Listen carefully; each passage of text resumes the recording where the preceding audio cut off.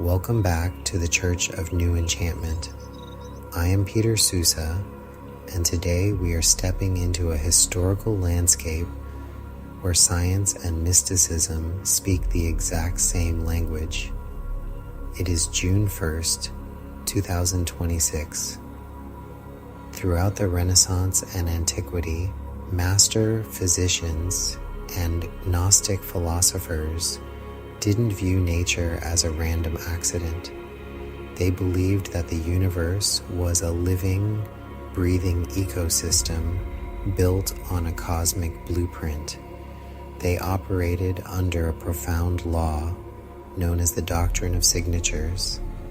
The understanding that a plant's physical form reveals its spiritual and therapeutic function. Today, we look into this alchemist garden to remember how to read the world around us. The mirror of the microcosm. The foundational rule of Hermetic philosophy is as above, so below. The ancients observed that the human body is a perfect microcosm, a miniature mirror of the entire macrocosm. They noticed that a walnut looks exactly like a human brain, that the pulled back fibers of an herb can mimic human tissue, and that certain flowers perfectly resemble the human eye. This wasn't a coincidence to them, it was a visual signature left by the divine intelligence. It was a map showing us how to use the earthly elements to bring our internal temple back into absolute balance.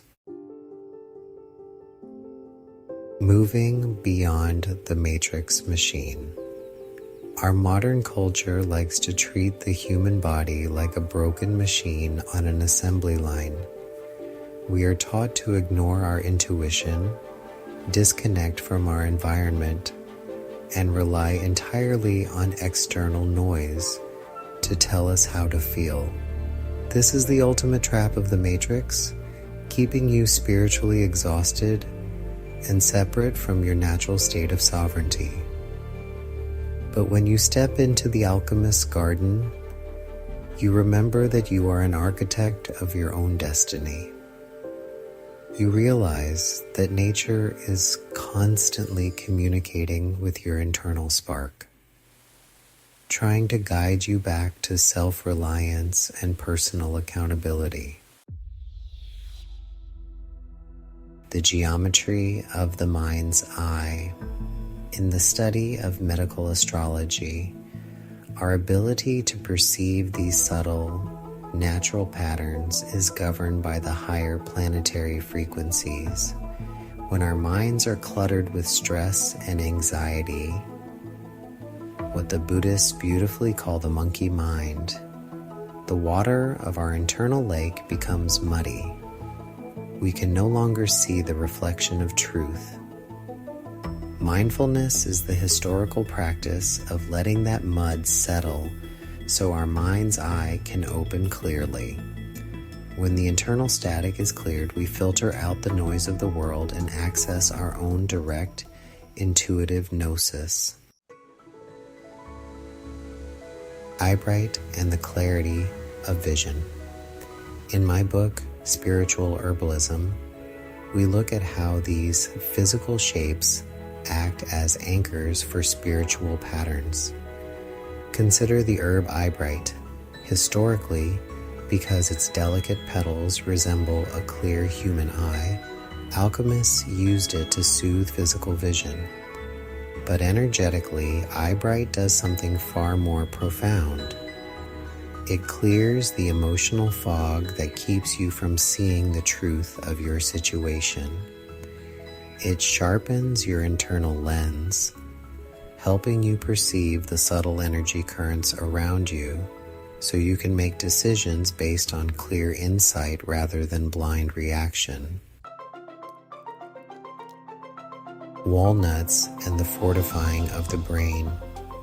We can also look at the walnut, a perfect signature for the brain's physical structure. While modern science confirms it is rich in neuroprotective compounds, the ancient alchemists knew its spiritual frequency supported mental endurance and psychological boundaries. When the Matrix tries to bombard you with fear and distraction, the energy of the walnut helps to fortify your mental sanctuary. It reminds your system to hold its structure, giving you the focus required to process deep information without throwing your entire energetic ecosystem into chaos. The intention inside the kettle. True wellness is, honestly, a domestic art form. It belongs in your home and your kitchen. When you work with these plants in our sacred apothecary, the physical herb is only half of the equation. Your active intention is the catalyst that turns the everyday habit into a sacred ritual. If you rush through your day, swallowing your tea while answering stressful emails, you are missing the medicine. But when you slow down, acknowledge the spirit of the plant, and align your mind with its form, you become a master alchemist of your own life. The daily ritual of observation. I want to give you a highly grounded, practical ritual to practice this week. Choose an herb from your apothecary, perhaps a simple cup of chamomile or green tea. Before you drink, look closely at the leaves or the flower buds. Notice their texture, their symmetry, and their geometry. Hold the warm cup to your chest and silently set your intention. Clear my mental static, open my vision, and let me read the harmony of nature. Sip slowly and deliberately, allowing the physical and spiritual frequencies to merge seamlessly with your vessel. The sovereignty of the academic mystic. Reclaiming your sovereignty doesn't require jumping into wild, extreme concepts or escaping reality. True power is quiet, sophisticated, and deeply rooted in personal accountability. It is found in the daily choice to protect your internal sanctuary and honor the cosmic blueprint within your own bones. When you consistently take time to clear the world's static, you stop being a passive victim of circumstances and become the true author of your journey. A final blessing for your insight.